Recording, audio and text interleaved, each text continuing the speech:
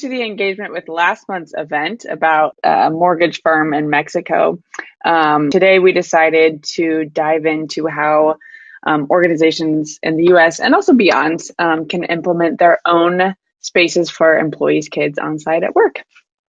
So let's get going. So we'll start by discussing why HR and leadership teams should be creating space for employees' kids right now, and then dive into the details of how your organization create a space of their own. I will highlight how their space, my company, can help in this process, and then at the end, of course, we'll have some Q&A. Alrighty, so to start off with the why, I just want to say, let's be real about the work-life integration of parent employees, especially those parents that have kids under the age of 13. In the US, we're up to almost 70% of families being dual income. So this specific topic is really relevant to many employees and has actually been a hot topic for many employees for years and years. Of course, when families were forced to be confined at home together during the pandemic, it placed a huge magnifying glass on this topic, which I think a lot of leadership in the past had sort of ignored.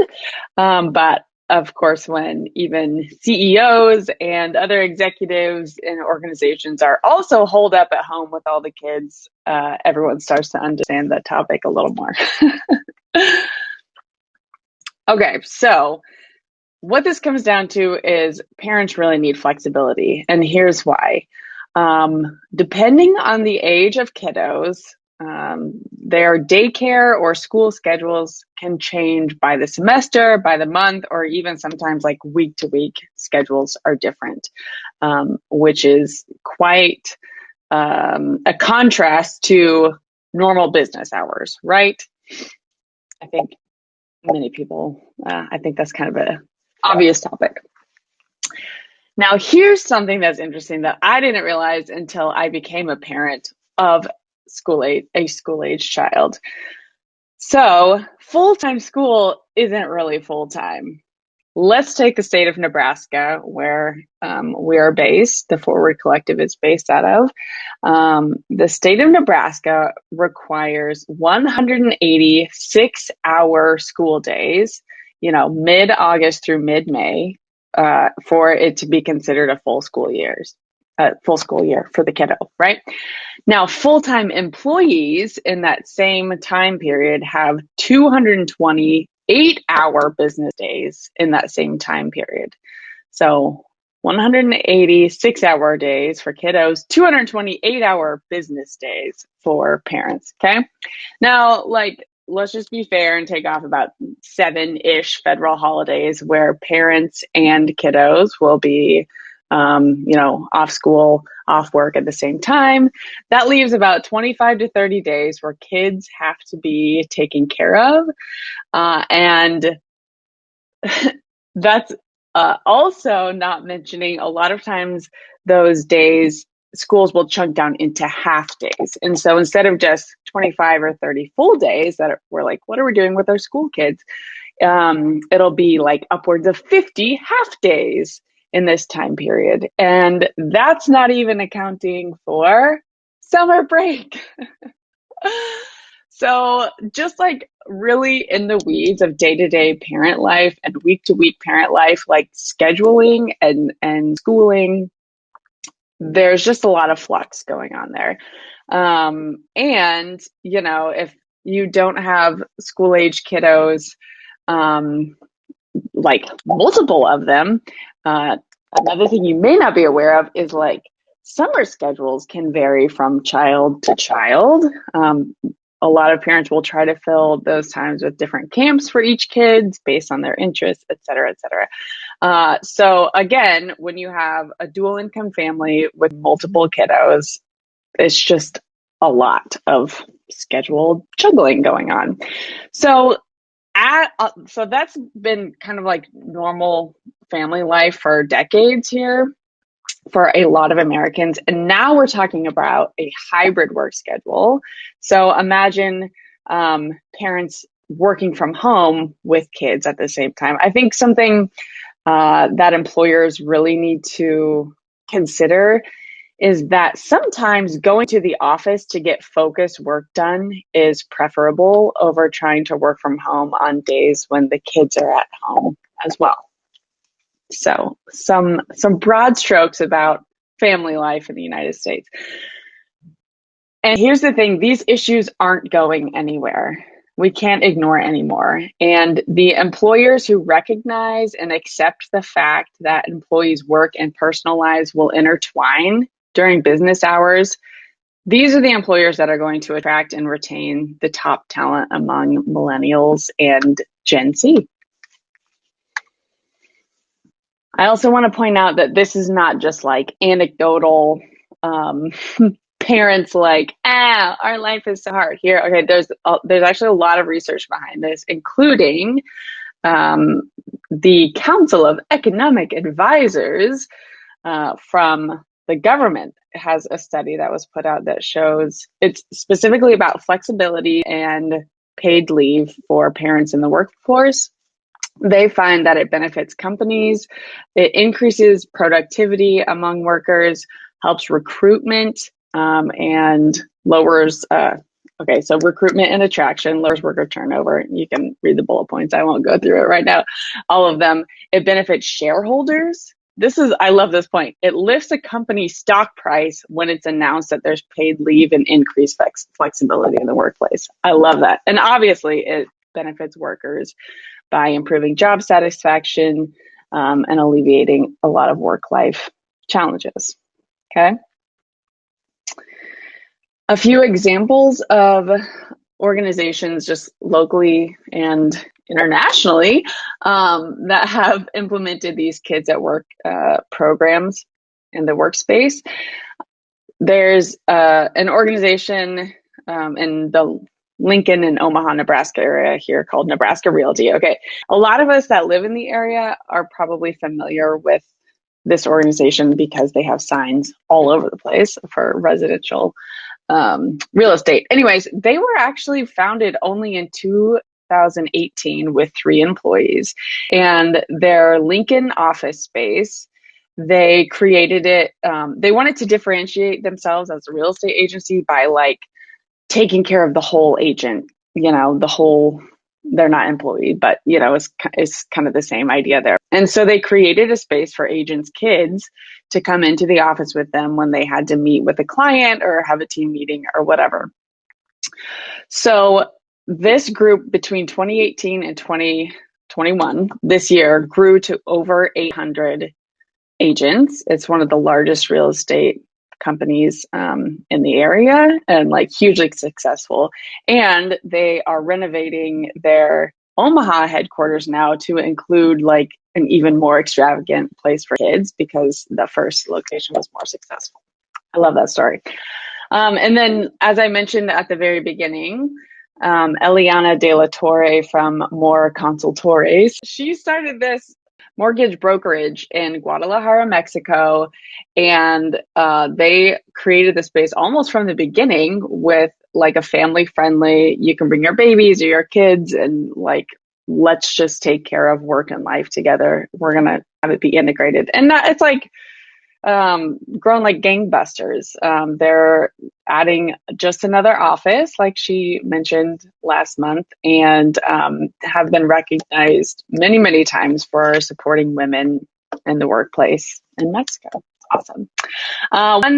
Another one that I didn't mention, which is another company that had more of a structured kids at work program, was Union Pacific. Last fall, they partnered with my organization, Their Space, to provide tutoring services for the essential workers that had to be on site at the office. So obviously, like we all know, the kids weren't in school.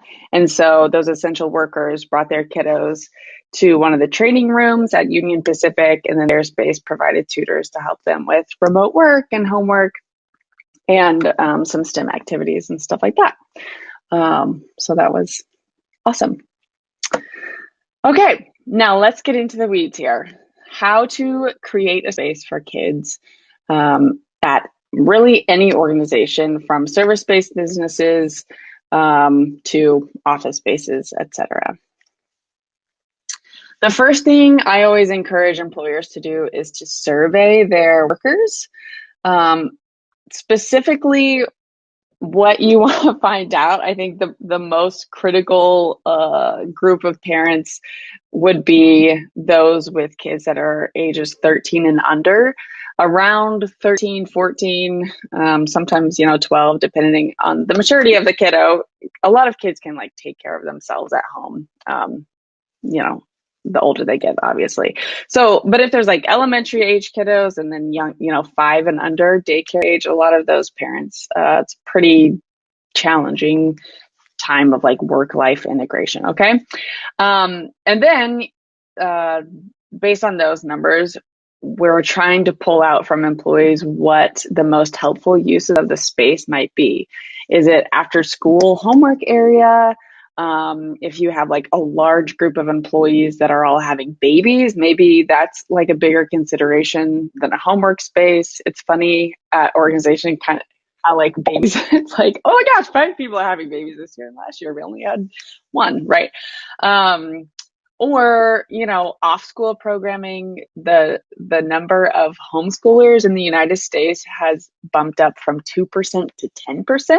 So you might not be aware of it, but many families are homeschooling these days, which, would be great to provide a space for those kiddos to come do their studies or have some programming as well. So based on what we pull out from the employee base, of course, we have to create a bunch of policies. And I think there's kind of 2 ways that we can go about this, creating a space for kids. You can have what I'm calling a loose policy, or we can have a structured policy. Loose is sort of what I mentioned with the consultancy in Mexico, with the Nebraska Realty. It's like, here's a room for kids. Employees, you can use it as you'd like. We're going to set up this, what used to be a conference room, couches, tables, etc. A structured policy will be what Union Pacific did, where tutors will be available at these times. Here's how you book the space, or again, if you have a large population of employees with little babies, a more structured policy could be like, you're allowed to bring your nanny to watch your baby at the space so you can breastfeed instead of pumping at work, or whatever. So those are kind of things to think through with the space. Of course, the other thing to highlight that we'll need to create a policy around a plan, which will line up, of course, with your return to office plan that you either have or are creating, including masks, social distancing, disinfecting schedule, and then how many kids will be able to be in the space at once. Liabilities. This is another big topic. Of course, for the leadership team, it's one of the most frequently asked questions. If it's, again, more of this like loosely used space, like parents can sign a waiver, is what Eliana mentioned they do last month. Or if you're hiring tutors and hiring a third party to come manage this for you, that third party should have liability insurance so that your business or organization doesn't need to worry about it. Okay, so policies are in place, and now we're going to set up the physical space. A lot of times people, I think when you think, oh, we're going to have one of our rooms that's set up for kids, like, it's going to look like a school. It's going to have like all primary colors. It doesn't have to be ugly. Just to have a kid-friendly space, it can still match your office aesthetic. And I think it's just important to have, to just make it welcoming for kids, like even just some signage saying, here's a kid-friendly space or kid zone or whatever. And then what I would recommend is to recruit some of those parents that you surveyed that expressed interest in this and just like have them be the committee to help set it up, right? Depending on the age of the kiddos that are going to be using this space, they can make it cool, for older kids or for babies, kind of make it, bring in the toys and different materials that are needed depending on those ages. Here's another term that I like to use. The official term is a non-fancy or fancy space. I think there's kind of a spectrum here, right? You can, last month, Eliana mentioned they started their space by just asking parents to donate, gently used items that they didn't need anymore, or some games, lamps, pillows, like stuff to make it a comfortable space for kids. Or you could like go fancy and have like a mini fridge with snacks, a TV with HDMI or screencasting, or even like a playpen and like little climbing activities for kids. You can go as lowbrow or as highbrow as you think your organization needs right now. Okay, once the space and the policies are set up, we will want to announce it to employees. There's going to be lots of questions, so just make sure the team is prepared to field all sorts of questions from parents, especially surrounding like booking of the space, or is it first come, first serve? How many kids are allowed in the space at a time? If you're using a third party, I have it on the slide as the structured use FAQs, right? You're going to want to provide contact information, or do you use an app to book it, or how does all that work? And then also remember to add these policies and all this information to new hire onboarding documents. Okay, so once the space is open up to parents and people are using it, I think it's a great idea to follow up every 3 to 6 months, see how people are liking it, see what new ideas they have. Again, babies come and go, like grow quickly out of the infant phase, so that might be something to just kind of like keep tabs on every few months. Is like, are we going to have another wave of babies coming up, and kind of plan for that sort of thing. So I always think surveys are a great way to keep tracking the engagement there. So now that I've given you all of the secrets of how you can set up this kid space for yourself, I know some of you might be thinking, that sounds like a lot of work. And luckily for you, I run an organization that can help. So their space, we can help everything, from beginning to end with this process. We help survey the employees at the beginning, set up and choose the space in your organization. We carry liability insurance. We have partnered with Maxwell app. Adriana, the founder of Maxwell, and she's our partner. And then their space also can provide tutors and, kids programming for off-school days, for summer programming, etc., if desired. Okay. I just threw a lot of information at you. So let me check the chat. What size of a company works best for this type of setup? So I actually think any size of organization, especially now that most workspaces have underutilized space, if they're transitioning back with a hybrid model, I think it's a little bit obvious, like maybe I'm just like assuming too much, but smaller organizations, I would assume, would want to start with more of the loose, like, let's just donate some items for the kids to come school age kids to hang out if they want to. Or, like we have 3 babies that are going to be born this year. Let's allow people to bring a nanny in and their kiddos during that first year. Or kind of, it's easier to gauge when you have a smaller organization. It can just you can flex the space to be what you need it to be depending on your employees. Okay.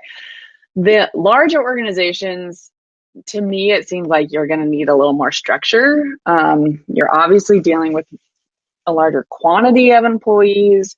You might want to consider making a room for, elementary age kids, and then a different room for like babies, and daycare age, because there's just a lot of different needs there. So I think any organization, but might just need to gauge of the space depending on the quantity of employees that are going to be using it. All right, what else do we have here? What type of feedback have you gotten from parents who have used their space? So I love this question. Thank you for asking that. It's one of those where parents have told us, like, you have no idea how much this helped our family dynamic. Like, me and my husband were so stressed out, and typically it's from the dual income families that are using the space. Parents will say, you had no idea how stressed out we were. This has helped us so much. We're so glad our employer signed on to create this space, et cetera, et cetera. All right, let's see here. A little bit of a tangent, but as founders, what have you found to be the best tactics for work-life balance with your own kiddos? Woohoo! I feel like some of the other ladies could chime in on this one too. For me, I'm in kind of a unique situation because my husband is also an entrepreneur who works from home, and we have decided to homeschool our first grader. We took that leap last fall. So for us, we have like block scheduling has become very important. So like we start the week and it's like I have this chunk of hours to work and this chunk of hours when I'm with the kid, and we've just kind of gotten really structured about it. That's kind of how we manage our work-life balance in my family. I learned that from a friend who was a military mom. That's how her and her husband kind of divided up their schedules. So we are at the end of time. Real quick, I do want to say, of course, you can check out more information online, theirspaceomaha.com or forwardwork.co for more information on the Forward Collective. Save the date for next month. It is Mental Health Awareness Month in May. And we have a speaker from Verizon, Jason, who is the global mindfulness lead. So we have a really fantastic talk lined up for next month. Oh, sorry, I just saw your message. How can employees bring this up to their companies? You could always reach out to your HR director and send them a link to their space. I mean, I'm happy to do as many presentations as people would like. I'd love to talk to HR teams, leadership teams about this topic because I really think work-life integration is the future. I think our lives are just going to continue to become more and more integrated. Thank you, Kate, so much for presenting on this. Lots of great information. Thank you, guys. Have a good day.